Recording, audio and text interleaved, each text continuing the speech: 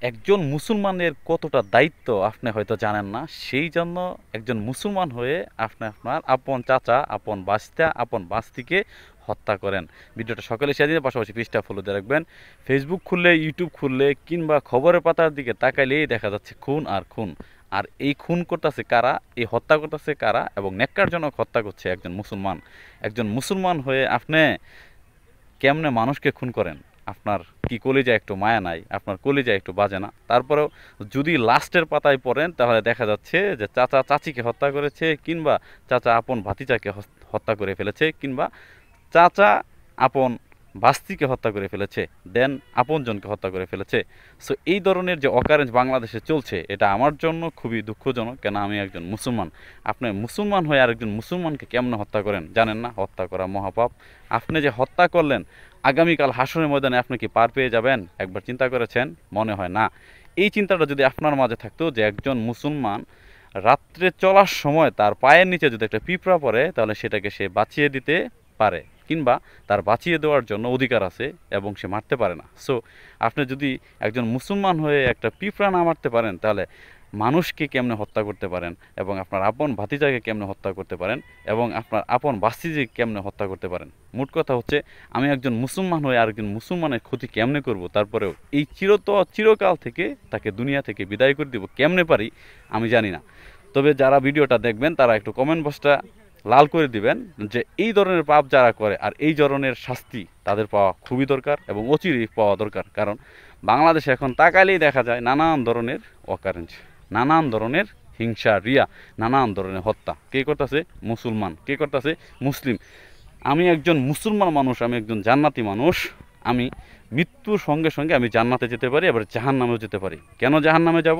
আমি এই ধরনের কাজকর্ম যখন করা শুরু করব, তখন আমার মৃত্যুর পরে জান্নাত থেকে বঞ্চিত হব, জাহান্নামে প্রবেশ করব।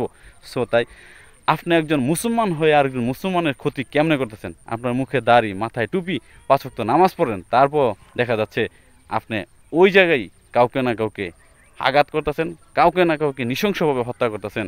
সে আপনার রক্তের হতে পারে, সে আপনার জাতি ভাই হতে পারে। মানুষ যখন চিন্তা করব যে আমি পশু হয়ে গেছি, তখন অন্য মানুষকে খুন করতে দ্বিধাবোধ করবে না।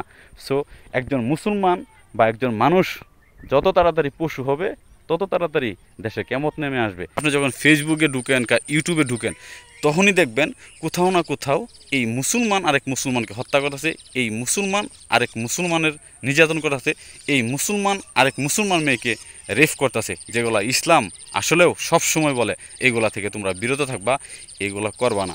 জাতি ভাইয়ের দুষ বলা আর মাংস খাওয়া সমান কথা। আর সেই জায়গায় দেখা যাচ্ছে যে আপনি একজন মুসলমান হয়ে আরেকজন নিষ্পাপ, আরেকজন অসহায় মুসলমানকে হত্যা করতেছেন। ভাই, এটা কোন ধরনের ইসলাম? বা এই কোন ধরনের মুসলমান আপনি একটু আমাকে বলতে পারেন? বলতে পারবেন না। কেন বলতে পারবেন না? আপনি এই কাজটা করছেন আল্লাহ ভরসা, আপনি নিশ্চিত জাহান্নামে যাবেন। আপনার সঙ্গে যারা পরামর্শদাতা ছিল তারাও জাহান্নামী হবে। এই শাস্তিটা আপনি পাবেন।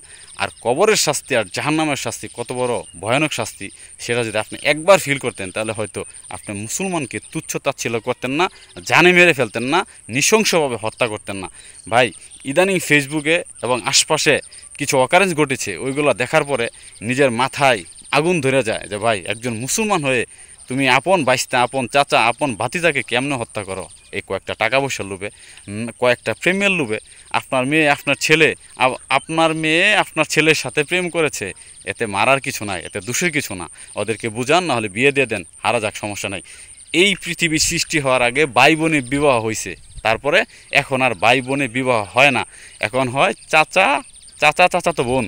এভাবে বিয়ে হয়, যেভাবে বিয়ে হওয়া সম্ভব পোলাপান সেভাবে প্রেম প্রীতি চালিয়ে যায় এবং সেভাবেই বিয়ে করে। তাহলে ভাই, আপনি একজন মুসলমান হয়ে এটা মানতে পারেন না কেন? আমি বুঝলাম না। কোনো ছেলে যদি তার আপন বোনের সাথে বিবাহ বন্ধনে আবদ্ধ হয়, তাহলে আপনি ধিক্কার দিতে পারেন, তাহলে আপনার লজ্জা দিতে পারেন, মারতে পারেন, শরম দিতে পারেন, একেবারে মেরে ফেলতে পারেন না। দেখা যাচ্ছে একটা ছেলে তার চাচাতো বোনকে ভালোবাসে, একটা ছেলে তার মামাতো ভাইকে ভালোবাসে, একটা মেয়ে তার মামাতো ভাইকে ভালোবাসে, হুপাতো ভাইকে ভালোবেসে বিয়ে করতে পারে। এখানে রাগের গুষের কিছু না। এখানে আপনি একটা দাবার দিতে পারেন। যদি দেখেন যে না, এটা আসলে দাবারেও মানা চলে না বা চলতেছে না, তাহলে ওদেরকে বিয়ে দিয়ে দেন, জানে মারেন না। এই ধরনের এই ধরনের যে অকারেন্স চলছে বাংলাদেশে, এগুলো আসলেও খুবই ন্যাক্কারজনক ঘটনা, খুবই ন্যাক্কারজনক ঘটনা।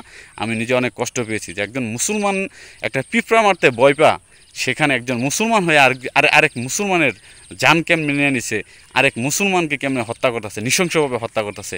তো যাই হোক, ইল্লা মাশাআল্লাহ, আল্লাহ পাক ভালো জানে। এইগুলাই হচ্ছে কিয়ামতের আলামত, এইগুলাই হচ্ছে কিয়ামতের দলিল, এইগুলাই হচ্ছে কিয়ামত যে শীঘ্রই চলে আসছে, এইগুলাই হচ্ছে তার নমুনা। সবাই ভালো থাকেন, সুস্থ থাকেন। আসসালামু আলাইকুম।